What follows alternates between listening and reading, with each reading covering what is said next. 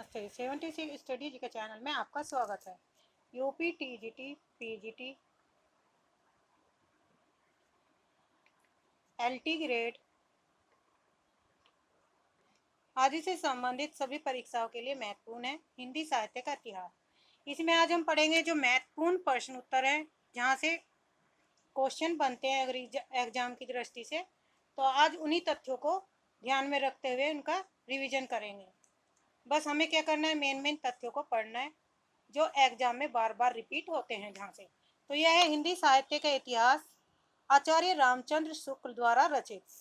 उससे संबंधित बुक से संबंधित है। आचार्य रामचंद्र शुक्ल की जो बुक है रचना की गई है। हिंदी साहित्य के इतिहास से संबंधित महत्वपूर्ण तथ्य हैं। पहला तथ्य, आचार्य रामचंद्र शुक्ल ने अपने से पहले लिखे गए साहित्य इतिहास ग्रंथों को कविवृत्त संग्रह कहा है। तो कविवृत्त संग्रह किसने कहा, यहाँ से हमारा एक क्वेश्चन बनेगा। तो किसने कहा, आचार्य रामचंद्र शुक्ल ने। क्वेश्चन यहाँ से ही बन जाएगा, पहले लिखे गए सत्य इतिहास ग्रंथों को कविवृत्त संग्रह किसने कहा। आंसर होगा यहाँ से, किसने कहा, आचार्य रामचंद्र शुक्ल ने। फिर नेक्स्ट है, शिव सिंह सरोज के रचना संग्रह को क्या कहा गया, कविवृत्त संग्रह। Modern vernacular literature of northern Hindustan को किस रूप में माना गया, एक बड़ा कविवृत्त संग्रह है।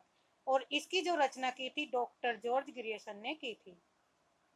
डॉक्टर ग्रियर्सन सन 1888 ईस्वी में प्रकाशित हुआ था। और यही ऐसा पहला ग्रंथ है जिसमें काल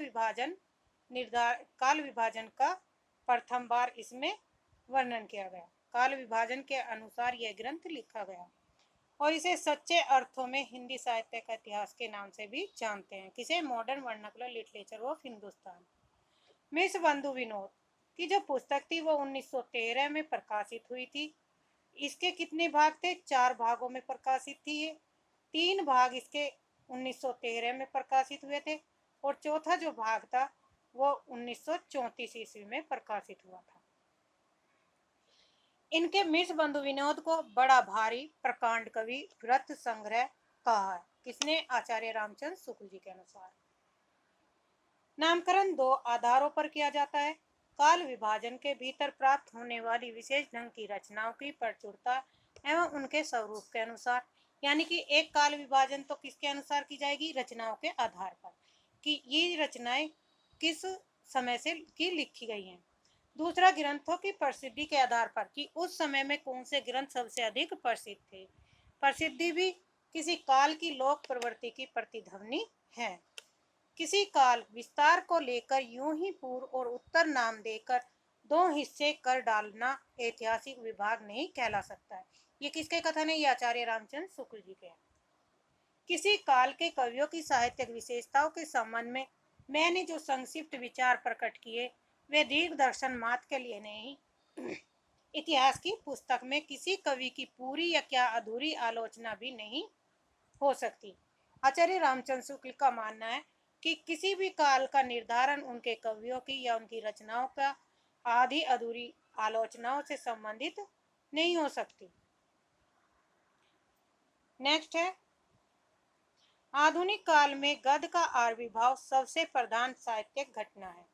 तो सबसे पहले प्रधान साहित्य घटना कौन सी है, आधुनिक काल के गद्य का आविर्भाव। नेक्स्ट पॉइंट है, वर्तमान लेखकों और कवियों के संबंध में कुछ लिखना अपने सिर एक बला मोल लेना ही समझ पड़ता है। कौन कह रहे हैं, आचार्य रामचंद्र शुक्ल जी कह रहे हैं कि आज की वर्तमान के लेखक और कवियों के संबंध में कुछ भी लिखना क्या होता, अपने सिर पर आफत लेना, मोल लेना ही समझ पड़ता है। रीतिकाल के कवियों के परिचयात्मक विवरण मैंने प्राय मिर्च बंधु विनोद से लिए। तो आचार्य रामचंद्र शुक्ल ने जब अपना हिंदी साहित्य का इतिहास लिखा तो सबसे अधिक साक्ष्य कहाँ से लिए उन्होंने, मिर्च बंधु विनोद की पुस्तक रचना से लिए गए। मिर्च बंधु विनोद के अतिरिक्त सामग्री सहयोग के लिए इन ग्रंथों के नाम शुक्ल जी ने दिए। यानी कि आचार्य रामचंद्र शुक्ल जी ने मिर्च बंधु के अलावा और किन किन ग्रंथों से सहायता प्राप्त की है, किन किन पुस्तकों का आधार बनाया अपना इतिहास ग्रंथ का काल विभाजन करने में, तो वे इस प्रकार है। ये एग्जाम में पूछे गए इंपोर्टेंट तथ्य है, हर एग्जाम में पूछा जाता है। तो उसमें शुक्ल जी के अनुसार पूछेंगे कि शुक्ल जी के अनुसार कितनी पुस्तकों को ग्रंथों के आधार पर शुक्ल ने आधार बनाया हिंदी साहित्य का इतिहास लिखने में। तो एक थी मिर्सबंधु विनोद, दूसरी थी हिंदी कोविद रत्नमाला बाबू श्याम सुंदर दास द्वारा, तीसरी थी कविता कौमुदी जो रामनरेश त्रिपाठी की है, फोर्थ बुक थी ब्रज बहादुरी सार जो योगी हरि जी की है। तो इन 4 पुस्तकों के आधार पर शुक्ल जी ने अपने हिंदी साहित्य के इतिहास का रचना की थी। मेरा उद्देश्य अपने साहित्य के इतिहास का एक पक्का और व्यवस्थित ढांचा खड़ा करना था, न कि कवि का कीर्तन करना।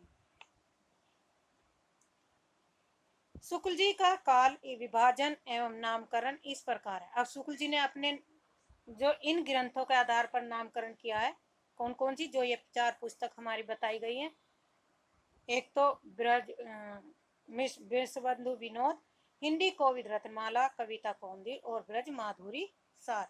इनके आधार पर इन्होंने काल विभाजन किया था जो इस प्रकार है। आदिकाल को इन्होंने वीर गाथा काल संवत 1050 से 1375, पूर्व मध्यकाल को भक्ति काल संवत 1375 से 1700 ईस्वी में, और उत्तर मध्यकाल रीति काल संवत 1700 से 1900 ईस्वी। आधुनिक काल गदकाल संवत 1900 से 1984। संवत में ईस्वी निकालने के लिए 57 घटा दिए तो क्या हो जाएगा, हमारा ईस्वी निकल ही आएगा।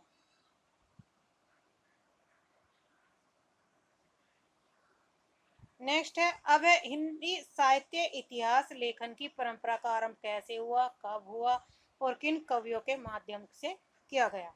तो यहाँ पे दिया गया इस्तावर, पहला ग्रंथ किसके अनुसार लिखा गया, ग्रंथकार है समय इस्तावर द लालित रेतर एंदुई ए हिंदुस्तानी, जिसके लेखक है गारसदा तासी। इस ग्रंथ को 2 भागों में विभाजित किया गया, किसको, गारसदा तासी के ग्रंथ को। प्रथम भाग इसका 1839 ईस्वी में और दूसरा भाग इसका 1847 ईस्वी में है। इस ग्रंथ के 2 भाग थे, 1839 और 1847। दूसरा जो संस्करण आया वो 1871 ईस्वी में आया और इस संस्करण के को भी 3 खंडों में बांटा गया। इंपॉर्टेंट फैक्ट है, ये अभी तक क्वेश्चन पूछा नहीं गया, यहाँ से क्वेश्चन बन सकता है कि दूसरा संस्करण जो 1871 में आया उसके कितने खंड हैं, तो उसमें 3 खंड दिए गए। अब इस ग्रंथ से संबंधित महत्वपूर्ण बिंदु हैं। गारसतासी के संबंध में इसमें उर्दू और हिंदी के लगभग 738 कवियों का विवरण दिया गया और उनका जो वर्ण क्रम रखा गया वो अंग्रेजी के आधार पर किया गया, जिसमें महज 72 कवि किससे संबंधित थे, हिंदी से। तो टोटल कितने कवियों का वर्णन किया गया इस ग्रंथ में, गारसतासी के 738, जिसमें से 72 महज हिंदी के कवि थे। हिंदी के कवि कितने थे, 72, और 72 738 में से 72 माइनस कर दो, जो बाकी थे वे शेष कवि किसके थे, उर्दू के कवि थे। नेक्स्ट है, ये इसकी जो ग्रंथ की भाषा थी वो फ्रेंच भाषा में लिखा गया। एंदुई का अर्थ होता है हिंदवी या हिंदी और हिंदुस्तानी का अर्थ है हिंदुस्तान। उर्दू में इसका अर्थ क्या होता है, हिंदुस्तानी।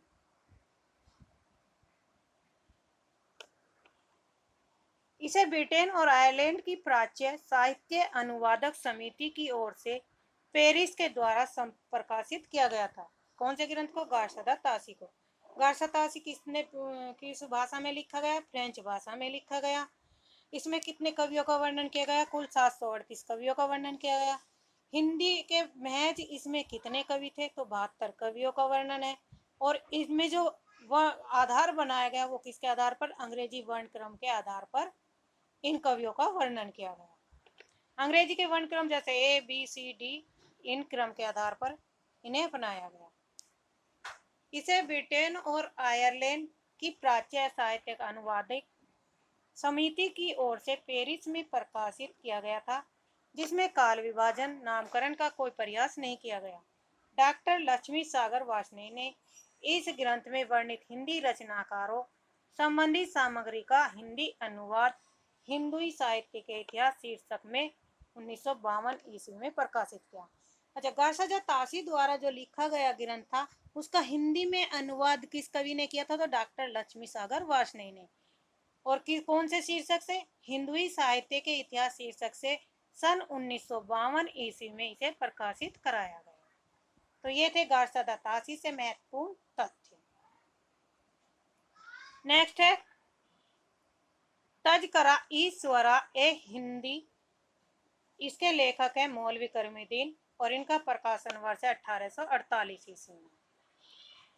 इससे संबंधित महत्वपूर्ण है दिल्ली कॉलेज द्वारा प्रकाशित इस ग्रंथ में कवियों इस ग्रंथ में 1000 कवियों का विवरण दिया गया। ऐसा कौन सा ग्रंथ है जिसमें 1004 कवियों का विवरण दिया गया?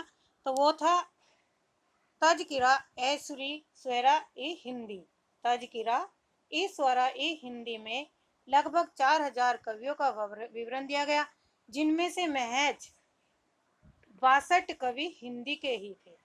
मतलब 1000 में से 62 हिंदी के कवि थे केवल। इस ग्रंथ का महत्व इस बात में है कि इसमें सर्वप्रथम कालक्रम का ध्यान रखा गया और किंतु नामकरण का नहीं।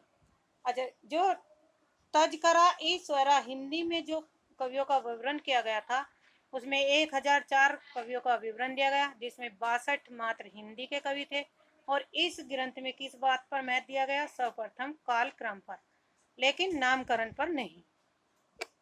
ऐसा कौन सा ग्रंथ है जिसमें सर्वप्रथम कालक्रम का ध्यान रखा गया, नामकरण का नहीं? तो वो था तजकिरा ए स्वरा ए हिंदू और इसके लेखक है करमुद्दीन और प्रकाशन वर्ष था 1848। तीसरा काव्य है भाषा काव्य संग्रह और इसके लेखक है महेश दत्त और इसका प्रकाशन है 1873 ईस्वी में। यह हिंदी भाषा में लिखा गया प्रथम हिंदी साहित्य इतिहास संबंधी ग्रंथ है। इम्पोर्टेंट है, हिंदी भाषा में लिखा गया प्रथम हिंदी साहित्य इतिहास संबंधी ग्रंथ कौन सा है? तो भाषा काव्य संग्रह। यह नवल किशोर प्रेस लखनऊ से प्रकाशित हुआ था। नेक्स्ट है शिव सिंह सरोज सैगर। इनका जो प्रकाशन था, शिव सिंह सरोज का जो प्रकाशन था रचना का 1883 ईस्वी में नवल किशोर प्रेस लखनऊ में प्रकाशित हुआ था। इस ग्रंथ से संबंधित महत्वपूर्ण तथ्य हैं।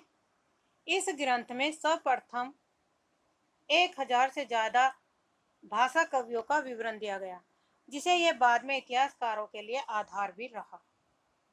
इसके बाद क्या रहा है? इतिहासकारों ने जो भी रहा इसी ग्रंथ को आधार बनाकर अपने ग्रंथों की रचना की।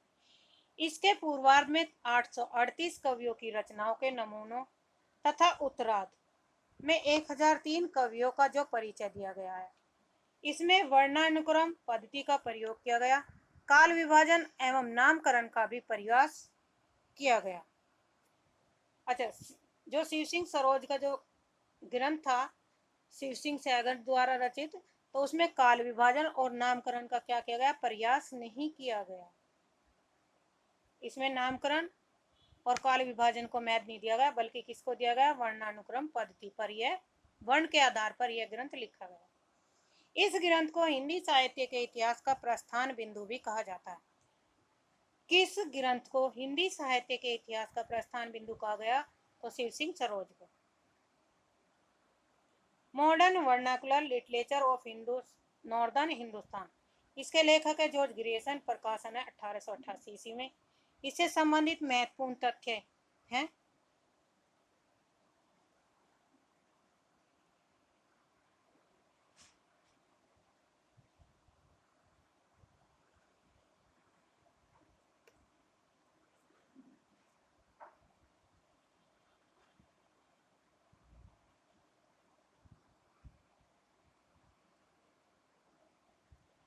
इस ग्रंथ में द मॉडर्न वर्नाकुलर लिटरेचर ग्रंथ में का प्रकाशन एशियाटिक सोसाइटी ऑफ बंगाल की पत्रिका के विशेषांक में हुआ था, विशेषांक के रूप में हुआ। बहुत से विद्वानों ने इसे सही अर्थों में हिंदी साहित्य का पहला इतिहास ग्रंथ माना है।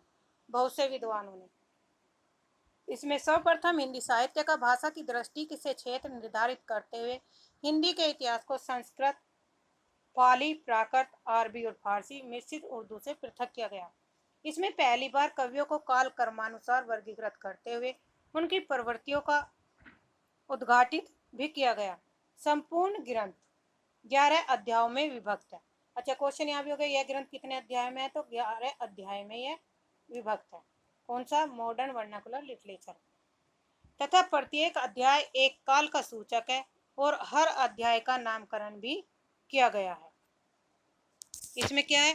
हर 11 जो अध्याय दिए गए हैं उन अध्यायों को क्या है? काल सूचक भी है और हर अध्याय का इन्होंने नामकरण भी दिया है।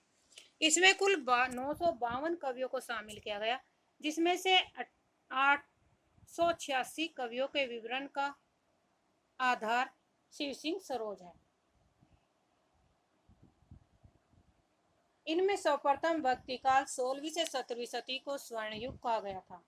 डॉक्टर किशोरीलाल गुप्त ने इसका अनुवाद हिंदी साहित्य का प्रथम इतिहास के नाम से 1957 ईस्वी में प्रकाशित कराया। साहित्य इतिहास में यह ग्रंथ नींव का पत्थर माना गया।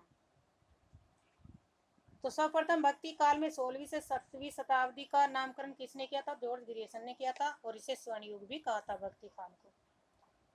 किशोरीलाल गुप्त ने इसका अनुवाद हिंदी साहित्य के प्रथम इतिहास के रूप में सन 1957 ईस्वी में प्रकाशित कराया। ये थे इससे महत्वपूर्ण तथ्य। अब है मिश्र बंधु विनोद। मिश्र बंधु विनोद के लेखक मिश्र बंधु हैं, जिसमें 3 भाइयों का जिक्र किया गया, श्याम, गणेश, श्याम और सुख बिहारी। प्रथम 3 है, इसकी ट्रिक है GSS। जी से गणेश, श्याम बिहारी और सुख बिहारी। प्रथम 3 भाग 1913 और चौथा भाग 1934 में प्रकाशित हुआ। इस ग्रंथ में लगभग 5000 कवियों को शामिल किया गया। ग्रियर्सन यद्यपि काल विभाजन एवं नामकरण कर चुके थे, किंतु व्यवस्थित रूप से इसका श्रेय मिश्र बंधुओं को जाता है। पहले इसका काल विभाजन कौन कर चुके थे? ग्रियर्सन। और जो भी इन्होंने व्यवस्थित रूप में जो ग्रंथ का नाम दिया था, लिखा था, तो उसका श्रेय किसको जाता है? मिश्र बंधुओं को। उन्होंने संपूर्ण हिंद इतिहास को 5 कालों में विभाजित किया। मिश्र बंधुओं ने कितने कालों में विभाजित किया? 5 कालों में। और जॉर्ज ग्रियर्सन ने कितने में किया था? 11 काल विभाजित किया, जिनके प्रत्येक का काल विभाजन और नामकरण इन्होंने दिया था जॉर्ज ग्रियर्सन। तो यहाँ से पूछा भी जा सकता है जॉर्ज ग्रियर्सन ने कितने काल विभाजन का वर्णन किया? 10, 5, 7 तो 11। और मिश्र बंधुओं ने 5। तो इन्होंने संपूर्ण इतिहास को 5 कालों में विभाजित किया। मिश्र बंधु 3 भाई थे, गणेश बिहारी मिश्र, श्याम बिहारी मिश्र और सुखदेव बिहारी मिश्र। हिंदी साहित्य का इतिहास। लेखक है रामचंद्र शुक्ल और प्रकाशन वर्ष है 1929 में। इसमें संबंधित महत्वपूर्ण तथ्य, यह ग्रंथ मूलतः नागरिक प्रचारणी सभा से प्रकाशित हिंदी शब्द सागर की भूमिका में लिखा गया था। इस भूमिका को हिंदी साहित्य का विकास का नाम दिया गया। PYQ क्वेश्चन उठा के देख लो कि हर एग्जाम में क्वेश्चन रिपीट हुआ है। जो हिंदी शब्द सागर की भूमिका के रूप में जो ग्रंथ लिखा गया, उसकी भूमिका को क्या नाम दिया गया? हिंदी साहित्य का विकास। यह हिंदी का सर्वाधिक प्रख्यात इतिहास ग्रंथ है। इसमें रचनाकारों के इतिवृत्त की बजाय उनके रचनात्मक वैशिष्ट्य पर अधिक बल दिया गया और रामचंद्र शुक्ल जी ने विधेयवादी पद्धति का प्रयोग किया। अपने ग्रंथ में कौन सी पद्धति का प्रयोग किया? विधेयवादी। तत्कालीन युगीन परिस्थितियों के संदर्भ में हिंदी साहित्य के इतिहास को विश्लेषित किया गया। अपभ्रंश साहित्य को हिंदी से अलगाते हुए पूर्व पीठिका के रूप में वर्णित किया गया। संपूर्ण इतिहास का इतना तार्किक और सुव्यवस्थित काल विभाजन किया कि सब परिवर्ती इतिहास ग्रंथों में प्राय उसका ही प्रयोग किया गया। नेक्स्ट है हिंदी साहित्य का आलोचनात्मक इतिहास। इसके लेखक है डॉक्टर रामकुमार वर्मा और इसका प्रकाशन है 1938 ईस्वी में। इससे संबंधित महत्वपूर्ण तथ्य हैं, छायावादी कवि रामकुमार वर्मा द्वारा रचित इस इतिहास ग्रंथ में उनकी काव्यात्मक भाषा ने पाठकों को आकर्षित किया था। अपनी विस्तृत सामग्री और उनकी आकर्षक प्रस्तुति और भाषा के कारण यह ग्रंथ प्रभाव छोड़ने में सफल रहा। इसमें सिर्फ आदिकाल और भक्तिकाल 693 से 1693 ईस्वी तक की अवधि को ही स्थान मिला। आगे का भाग वे नहीं लिख पाए। कौन? रामकुमार वर्मा। निर्गुण ज्ञान सरई शाखा को संत काव्य और निर्गुण प्रेम सही शाखा को सूफी काव्य नाम दिया। इसमें अपभ्रंश साहित्य के बड़े हिस्सों को भी शामिल कर संधिकाल शीर्षक के अंतर्गत प्रस्तुत किया गया था। वर्मा जी ने इसी से आदिकाल को संधिकाल और चारणकाल भी कहा था। हिंदी साहित्य की भूमिका, इसका प्रकाशन वर्ष 1940 में। हिंदी साहित्य उद्भव और विकास 1952। हिंदी साहित्य का आदिकाल 1952। यह हजारी प्रसाद द्विवेदी की आलोचनात्मक ग्रंथ है। इनकी ट्रिक होगी याद करने की भवादी। भय से भूमिका, वा से उद्भव और विकास, दी से आदिकाल। तो इस तरह से हजारी प्रसाद द्विवेदी का आप इन आलोचनात्मक ग्रंथों को याद कर सकते हैं। अब इससे महत्वपूर्ण तथ्य हैं। हजारी प्रसाद द्विवेदी ने कोई स्वतंत्र इतिहास ग्रंथ नहीं लिखा, किंतु उल्लिखित तीनों ग्रंथ साहित्य इतिहास संबंधी है। इनमें एक निश्चित साहित्य इतिहास की भी दृष्टि मिलती है। आचार्य द्विवेदी इतिहास को परंपरा के विकास के रूप में व्याख्यायित करते हैं। इन्होंने विश्व भारती के गैर हिंदी भाषी साहित्य जिज्ञासुओं को हिंदी साहित्य से परिचित करवाने हेतु जो व्याख्यान दिए थे, उन्होंने ही संशोधित परिवर्धित कर हिंदी साहित्य की भूमिका नामक ग्रंथ तैयार किया। आदिकाल का स्वरूप निर्धारण, भक्ति काल के उदय की पृष्ठभूमि, पूर्ववर्ती सिद्धांतों से भक्ति कालीन संत काव्यधारा का संबंध, उद्घाटन, हिंदी सूफी काव्य का आधार संस्कृत, प्राकृत अपभ्रंश की काव्य परंपराओं को मानना आदि उनकी साहित्य इतिहास के रूप में उपलब्धियां रही हैं। किसकी? इस ग्रंथ की। हजारी प्रसाद द्विवेदी ने ये बातें कही हैं अपने ग्रंथ में कि इनकी क्या क्या उपलब्धि रही है इस ग्रंथ के लिखने के बारे में। तो ये महत्वपूर्ण पॉइंट है, इन्हें एक बार जरूर देख लें। नेक्स्ट है हिंदी साहित्य का वैज्ञानिक इतिहास। डॉक्टर गणपति चंद्र गुप्त द्वारा 1965 ईस्वी में लिखा गया। आचार्य शुक्ल द्वारा प्रतिपादित ढांचे में आमूलचूल परिवर्तन करने का एक सार्थक प्रयास इस ग्रंथ के माध्यम से किया गया। संपूर्ण इतिहास को 3 कालों में विभक्त किया गया, प्रारंभिक काल, मध्यकाल और आधुनिक काल। इसमें साहित्य इतिहास के विकासवादी सिद्धांतों की प्रतिष्ठा करते हुए उसके आलोचक में हिंदी साहित्य की नूतन व्याख्या प्रस्तुत करने की चेष्टा की गई। अब है हिंदी साहित्य का इतिहास। जो डॉक्टर नगेंद्र है वे लेखक नहीं है, क्या है? संपादक हैं।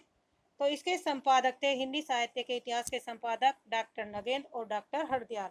इनकी पुस्तक भी है जो हमारे यूजीसी नेट और टीजीटी पीजीटी में तो यहाँ से क्वेश्चन बनते हैं।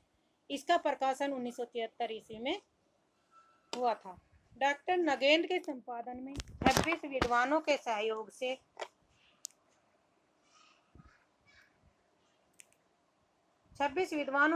से यह ग्रंथ रचा गया। इतने विद्वानों के नामकरण एक ऐतिहासिक दृष्टि और संपूर्ण ग्रंथ में आदोपांत नहीं हो पाई,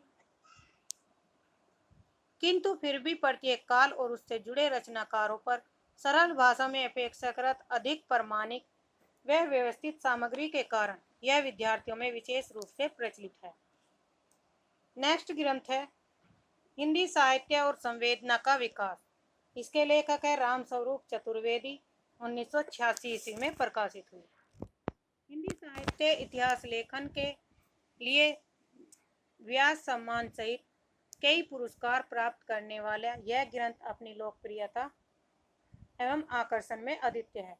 रामस्वरूप चतुर्वेदी मूलतः आचार्य शुक्ल की दृष्टि से प्रभावित है, फिर भी उन्होंने शुक्ल जी युगीन दृष्टिकोण और द्विवेदी जी के परंपरावादी दृष्टिकोण में परस्पर संबंध बनाते हुए लिखा। शुक्ल जी की बहुत सी स्थापनाओं को स्थापित करने के प्रयास से भी उनकी मौलिकता क्षरित न होती। शुक्ल जी की परंपराओं को गंभीरता से पुनर्भाषित किया गया। भाषा और साहित्य के गहरे संबंधों की खोज उनकी प्रमुख विशेषता रही। भाषा प्रवृत्तियों की गहरी समीक्षा से साहित्यिक परंपरा के संदर्भ में व्याख्यात की। ये थे हिंदी साहित्य के इतिहास से संबंधित ग्रंथ जो अब तक लिखे जा चुके हैं और प्रकाशित और एग्जाम की दृष्टि से महत्वपूर्ण भी हैं। 4-5 ग्रंथ हैं ये, इनसे हर परीक्षा में एग्जाम की दृष्टि से बहुत महत्वपूर्ण है और क्वेश्चन पूछे जाते हैं। अब आगे कल पढ़ेंगे हम इनकी रचनाएं, जो भी आदिकाल हिंदी साहित्य इतिहास से संबंधित क्रम और उनकी रचनाएं होंगी। तो आप आज के लिए इतना ही, वीडियो लंबी हो जाएगी। धन्यवाद। चैनल को सब्सक्राइब करिए, लाइक करिए, शेयर करिए।